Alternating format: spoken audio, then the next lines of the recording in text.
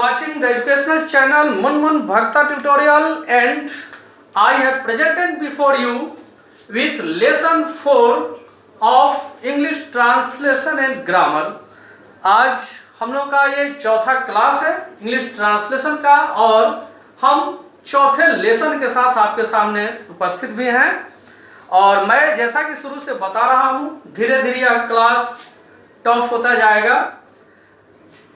मैं शुरू में कुछ जूनियर स्टूडेंट्स जो हमारे हैं उनको ध्यान में रखकर छोटी छोटी चीज़ों को मैं अभी बता रहा हूँ, जो आपका एक बेस है, इसकी जानकारी आपको होनी चाहिए।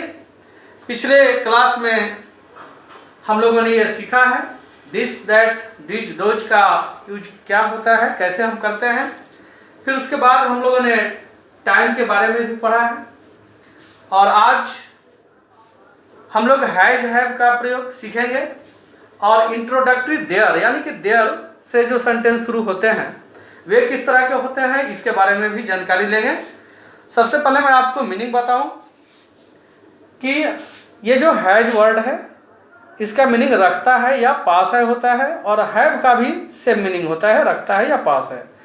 फिर ये हैड जो है इसका मीनिंग होता है रखता था या पास था, यानी कि रखता है या पास है या रखता था पास था का अगर हमें अंग्रेजी अनुवाद करना हो तो हम इस हैज हैव या हैड का प्रयोग उस जगह पर करेंगे। किस तरह से करेंगे, कुछ एग्जाम्पल्स को हम लोग देखेंगे, लेकिन उसके पहले यह समझ लें कि चूंकि एक ही मीनिंग के लिए दो वर्ड यहाँ हैं, हैज और हैव, तो किस सब्जेक्ट के साथ क्या यूज किया जाता है उसे आप नोट कर लें स्क्रीन से देखकर, और इसे सबसे पहले याद कर लें। जब आप टेंस पढ़ेंगे तब भी इसकी ज़रूरत होगी। तो आप देख सकते हैं, यहाँ लिखिए आई के साथ हैव का प्रयोग किया जाता है। अगर आप कोई ट्रांसलेशन बना रहे हैं और शुरू में आपका वी वर्ड आता है यानी कि सब्जेक्ट वी होता है तो उसके साथ आप हैव का प्रयोग करते हैं। यू के साथ हैव का प्रयोग किया जाता है। ही सी इट या किसी का नाम हो तो उसके साथ हैज का प्रयोग किया जाता है। दे बॉयज गर्ल्स यानी कि प्लुरल फॉर्म हो उसके साथ हैव का प्रयोग होता है। क्लियर स्टूडेंट, कुछ एग्जाम्पल्स को लेकर के देखते हैं। जैसे अगर हमें ये बनाना हो कि मैं एक गाय रखता हूँ, मैं स्क्रीन पर लिखा हूँ, देख सकते हैं आप स्क्रीन से, मैं एक गाय रखता हूँ या मेरे पास एक गाय है, इसे हमें ट्रांसलेट करना है तो हम कैसे बनाएंगे। देखिए, मैं का अंग्रेजी यहाँ पर आई हो गया, फिर रखता हूँ तो उसके लिए हैव आ गया। अब ख्याल करेंगे, बहुत जो हमारे जूनियर स्टूडेंट्स हैं, जो बिगिनर्स हैं, जो सीख रहे होते हैं, उनसे एक गलतियाँ हो जाती हैं। वे हैज हैव के बाद है का भी अंग्रेजी कभी कभी अप्लाई करते हैं, तो ऐसा आप गलती कभी नहीं करें। ये जो हैज या हैव है इसमें केवल पास नहीं इसका मीनिंग होता है, बल्कि पास है भी आ गया, इसलिए अलग से उसमें हाई की अंग्रेजी लगाना जरूरी नहीं है। सिर्फ हैज या हैव लिखेंगे। तो इसलिए मैंने लिखा कि आई हैव मतलब मेरे पास है या मैं रखता हूँ हो गया। अब क्या रखता हूँ, तो एक गाय रखता हूँ, एक गाय, तो मैंने लिखा और काऊ, तो आई हैव मेरे पास है और काऊ एक गाय, I have a cow. Clear student. Next है तुम्हारे पास 4 कलमें हैं, तुम्हारे के लिए यहाँ यू आ गया। You have 4 pens. Clear student, you have मतलब तुम्हारे पास है, क्या है 4 कलमें हैं तो 4 पेन्स। फिर आगे नेक्स्ट देखिए, उसके पास 10 किताबें हैं। यहाँ ही या सी दोनों हो सकता है। ही का मतलब किसी पुल्लिंग के लिए कहा गया है और सी अगर हम लिखते हैं तो किसी स्त्री के लिए यूज किया गया है। तो ही हैज मतलब उसके पास है, क्या है 10 किताबें, 10 books. He had 10 books. Clear student.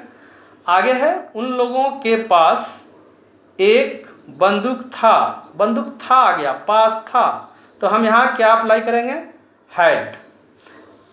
तो उन लोगों का हो गया, उन लोगों या वे लोग, दे हैड लिखेंगे, दे हैड मतलब उन लोगों के पास था या वे लोग रखते थे, ऐसा भी इसका हिंदी होता है। अ गन मतलब एक बंदूक। Clear student? आइए, ये तो हो गया हैज हैव और हैड का प्रयोग। आगे हम सीखते हैं यूज ऑफ इंट्रोडक्टरी देयर। वो कौन से वाक्य होते हैं, सेंटेंस होते हैं हिंदी के जिसका सब्जेक्ट देयर होता है। तो उसका एग्जाम्पल कुछ देखते हैं। और ये जो देयर है ये किसी इंग्लिश सेंटेंस के हमेशा शुरू में ही रहता है, इसलिए आप लिख देंगे यूज ऑफ इंट्रोडक्टरी देयर। और नीचे मैंने जैसा कि लिख दिया है, यह हमेशा सेंटेंस के शुरू में आता है। यानी कि कौन शुरू में आता है? देयर आता है। कुछ एग्जाम्पल्स लेकर देखेंगे। मैंने लिखा है एक बंदर है। तो भाई एक बंदर है ये बहुत छोटा सा सेंटेंस है, लेकिन अगर हम इसे लिखेंगे ए इज मंकी तो गलत हो जाएगा ना, ऐसा नहीं होता है। तो ऐसे सेंटेंस के लिए एक बंदर है, एक आम है, एक लड़का है, एक पेड़ था, एक राजा था, एक रानी थी, इस तरह का सेंटेंस अगर हो तो ऐसे सेंटेंस में हम इंट्रोडक्टरी देयर का यूज करते हैं। यानी कि देयर से शुरू करते हैं इस सेंटेंस को, और देयर के बाद इज या आर, वाज या वेयर अगर पास्ट हो तो, या विल बी का फ्यूचर हो तो प्रयोग करते हैं। तो इज का प्रयोग कब करते हैं और आर का प्रयोग करते हैं कब, मैंने बताया है पिछले क्लास में। अगर सिंगुलर नाउन के लिए, एक वचन के लिए कोई बात कही जा रही है तो हम इज लिखते हैं, और प्लूरल है तो आर लिखते हैं। कुछ एग्जाम्पल्स को लेकर के समझते चलते हैं। मैंने लिखा है एक बंदर है। बंदर कितना है भाई? एक है, यानी कि सिंगुलर नंबर है, ये सिंगुलर नाउन है। तो हम क्या लिखेंगे? शुरुआत तो देयर से करेंगे, इसलिए देयर के बाद इज आएगा, क्योंकि जब एक वचन हो तो हम इज लिखेंगे। There is a monkey. Clear student? अगर यही रहता कि चार बंदर है तो हम क्या लिखते? There are 4 monkeys. मंकीज हो जाता, बंदर प्लूरल नंबर कर देते। नेक्स्ट देखिए फिर क्या है, दो लड़के हैं। मैंने एग्जाम्पल लिया भी है प्लूरल को क्लियर करने के लिए। यहाँ दो लड़के की बात आ गई तो देयर के बाद क्या आ रहा है? Are. There are 2 boys. Clear student? अब इसको देखते हैं। अगर ये सेंटेंस हमारा कुछ पास्ट में होगा तो हम कैसे बनाएंगे? थोड़ा सा मैं कुछ और वर्ड को जोड़कर बड़ा कर रहा हूँ। मैंने एग्जाम्पल लिया है, सड़क पर एक कुत्ता था। क्या लिखेंगे? देयर, और ये था है इसलिए वाज आ जाएगा। देयर वाज अ डॉग, और सड़क पर था तो on the road. Clear student? फिर उसके बाद मैंने लिखा अस्पताल में रोगी होंगे। तो देयर तो आएगा ही शुरू में, देयर, और ये चूंकि फ्यूचर टेंस की बात हो रही है, भविष्यत काल में, इसलिए हम यहाँ पर उसके लिए विल बी का प्रयोग करेंगे। देयर विल बी, और क्या होंगे? रोगी होंगे। तो पेशेंट्स मैंने लिखा, रोगियों के लिए बहुत सारे रोगी होंगे, तो देयर विल बी पेशेंट्स, यानी कि रोगी होंगे। कहाँ होंगे भाई? अस्पताल में, इन द हॉस्पिटल लिखेंगे। Clear student? मुझे उम्मीद है आप इस दो नियमों को आप समझ गए होंगे। और अब आपके लिए कुछ होमवर्क जो आप उसे नोट करें। स्क्रीन पर मैं दिखा रहा हूँ, साथ में पता भी दे रहा हूँ। तो मैं आपको 23 सेंटेंस दे रहा हूँ बनाने के लिए, प्रैक्टिस के लिए। देखिए आपका सेंटेंस स्क्रीन पर दिख रहा है। मेरे पास एक घड़ी है। राम के पास एक छड़ी है। शिक्षक के पास 2 कलमें हैं। राधा के पास एक खिलौना था। उन लोगों के पास 4 गायें थीं। हम लोगों के पास 10 कुर्सियां हैं। गाय के 4 पैर हैं। लड़कों के पास कंप्यूटर है। लोगों के पास एक मकान है।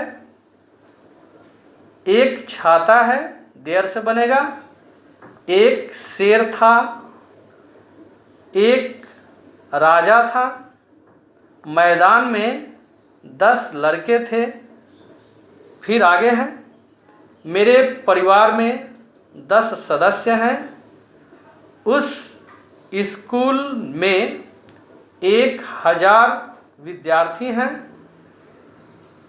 उसके लिए आप दैट स्कूल लिखेंगे। इस कमरा में 2 बल्ब है। और फिर यह है, टेबल पर बहुत किताबें हैं। नदी में जल है। शीशी, जिसका अंग्रेजी फाइल होता है, शीशी में दवा है। आकाश में तारे हैं। भारत में अनेक नदियां हैं। वर्ग में लड़के होंगे। अस्पताल में एक चिकित्सक होगा। ये 23 सेंटेंस है। अगर आप नहीं लिख पाए होंगे तो वीडियो को पॉज करके आप लिख लेंगे, और मैं दिखा रहा हूँ इसका आंसर जो आपके स्क्रीन पर दिख रहा है। ट्रांसलेशन को आप बनाने के बाद इससे मिलाकर अपने आंसर को चेक करेंगे कि आप कितना सही और कितना गलत कर रहे हैं। कुछ देर के लिए वीडियो को आप पॉज कर लेंगे, रोक लेंगे, तो ये सब आपको क्लियर दिख जाएगा। ये पूरे 23 सेंटेंस को मैंने बना दिया है। और ये जो लेसन 1, 2, 3, 4 में मैंने जितना नियम बताया है आपको, उन सभी को आप अच्छी तरह से तैयार करते चलें, ताकि जैसे जैसे हम टेंस, वॉइस, नरेशन की ओर बढ़ेंगे तो आपको कोई दिक्कत ना हो। इन सभी छोटे छोटे नियमों के आगे भी ज़रूरत पड़ेगी। अगर आप ये समझे रहेंगे तो आपके लिए अगला क्लास ईजी होता जाएगा। अगर इसको आप छोड़ देंगे तो थोड़ी सी डिफ़िकल्टी जो है आपको आएगी। इसलिए आप इस 4 लेसन को खूब प्रैक्टिस करें। कोशिश करें कि जैसे ही कोई सेंटेंस, जितना अभी आप पढ़ें, कोई अगर बोलता है या मिलता है तो आप उसको एकदम बहुत सेकंडों में जो है जल्दी ट्रांसलेट कर सकें। इससे आपका प्रोग्रेस अच्छा होगा।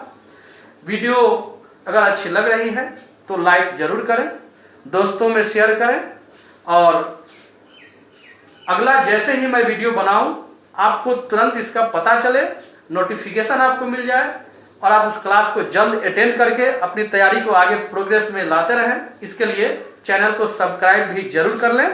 Thank you for watching the video and attending the class.